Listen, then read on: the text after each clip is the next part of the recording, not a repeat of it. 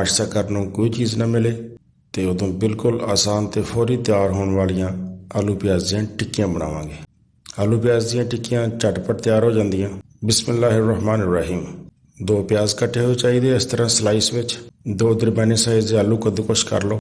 ਥੋੜੀ ਜਿਹੀ ਹਰੀ ਮਿਰਚ ਤੇ ਕ੍ਰਸ਼ ਕੀਤਾ ਹੋਇਆ ਲਸਣ, ਹਰਾ ਧਨੀਆ, 2-3 ਚਮਚ ਕਾਰਨ ਫਲੋਰ ਦੇ ਤੇ 2-3 ਚਮਚ ਮੈਦੇ ਦੇ, 1 ਚਮਚ ਨਮਕ ਦਾ, 1 ਚਮਚ ਜ਼ੀਰਾ ਪਾਊਡਰ ਤੇ 1 ਚਮਚ ਕਾਲੀ ਮਿਰਚ। ਤੇ ਹੁਣ ਅਸੀਂ ਸਭ ਤੋਂ ਪਹਿਲੇ ਜਿਹੜਾ ਪਿਆਜ਼ ਕੱਟਿਆ ਸੀ ਉਹਨੂੰ ਪਾਣੀ ਪਾ ਕੇ ਤੇ ਅੱਛੀ ਤਰ੍ਹਾਂ ਮਲ ਕੇ ਧੋ ਲੈਣਾ ਤਾਂ ਕਿ ਇਹਦੇ ਸਲਾਈਸ ਕੱਲੇ ਹੋ ਜਾਣ। ਪਿਆਜ਼ ਧੋ ਕੇ ਤੇ ਉਹਦੇ ਵਿੱਚ ਆਲੂ ਪਾ ਦਿਓ। ਹਰੀਆਂ ਮਿਰਚਾਂ ਪਾ ਦਿਓ, ਕੱਟਿਆ ਹੋਇਆ ਲਸਣ ਪਾਓ,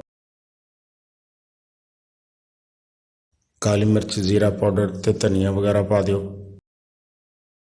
ਕਾਰਨ ਫਲੋਰ ਤੇ ਮੈਦਾ ਵੀ ਪਾ ਦਿਓ। ਹਰਾ ਧਨੀਆ ਸ਼ਾਮਲ ਕਰ ਲਓ ਤੇ ਇਹ ਸਾਰੀਆਂ ਚੀਜ਼ਾਂ ਪਾ ਕੇ ਤੇ ਮਸਾਲੇ ਨੂੰ ਸਾਰੇ ਨੂੰ ਅੱਛੀ ਤਰ੍ਹਾਂ ਮਿਕਸ ਕਰ ਲਓ।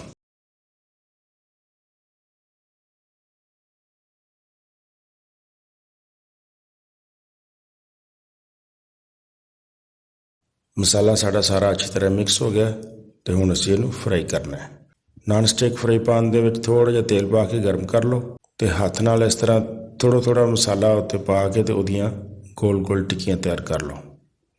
ਹੱਥ ਨਾਲ ਹੀ ਇਸ ਤਰੀਕੇ ਨਾਲ ਦਬਾ ਕੇ ਸੈੱਟ ਕਰ ਲੈਣੀਆਂ ਟਿੱਕੀਆਂ ਤੁਸੀਂ।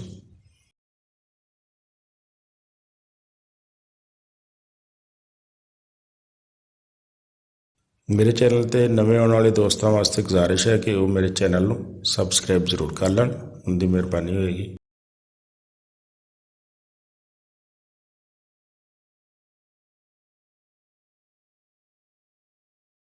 ਤਵੇ 'ਤੇ ਜਿੰਨੀ ਕੁ ਜਗ੍ਹਾ ਹੈ ਉਨੀਆਂ ਕੁ ਟਿੱਕੀਆਂ ਬਣਾ ਲਓ। ਅਸੀਂ 3 ਟਿੱਕੀਆਂ ਬਣਾਈਆਂ।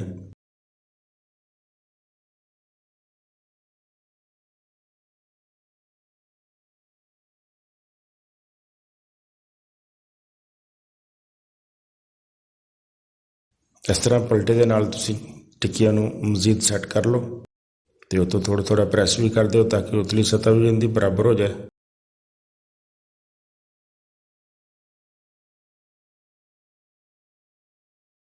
ਤੇ ਹੁਣ ਤੁਸੀਂ ਬੜੀ ਇਹਤਿਆਤ ਨਾਲ ਟਿੱਕੀਆਂ ਨੂੰ ਪਲਟ ਦਿਓ। ਅੱਗ ਹਲਕੀ ਰੱਖਣੀ ਹੈ ਵਰਨਾ ਟਿੱਕੀਆਂ ਖਰਾਬ ਹੋ ਜਾਣਗੀਆਂ।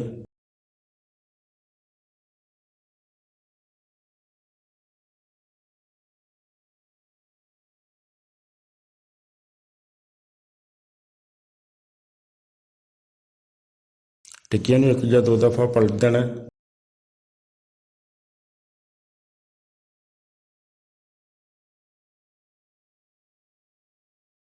ਜਦੋਂ ਹਲਕੀਆਂ ਜਿਹੀਆਂ ਗੋਲਡਨ ਹੋ ਜਾਣ ਤਾਂ ਸਾਡੀ ਆਲੂ ਪਿਆਜ਼ ਦੀ ਟਿੱਕੀ ਤਿਆਰ ਹੋ ਗਈ। ਇਹਨਾਂ ਨੂੰ ਗਰਮ ਸਰਵ ਕਰੋ। ਬਹੁਤ ਆਸਾਨ ਤਰੀਕਾ ਹੈ ਤੇ ਬਹੁਤ ਅੱਛੀ ਵੀਡੀਓ ਬਣੀ ਹੈ। ਵੀਡੀਓ ਅੱਛੀ ਲੱਗੀ ਹੋਵੇ ਤਾਂ ਦੋਸਤਾਂ ਨਾਲ ਸ਼ੇਅਰ ਕਰ ਦਿਆ ਕਰੋ ਤੇ ਨਾਲੇ ਲਾਈਕ ਵੀ ਕਰ ਦਿਆ ਕਰੋ। ਵੀਡੀਓ ਨੂੰ ਦੇਖਣ ਦਾ ਬਹੁਤ ਸ਼ੁਕਰੀਆ। ਅਸਲਾਮ ਵਾਲੇਕੁਮ।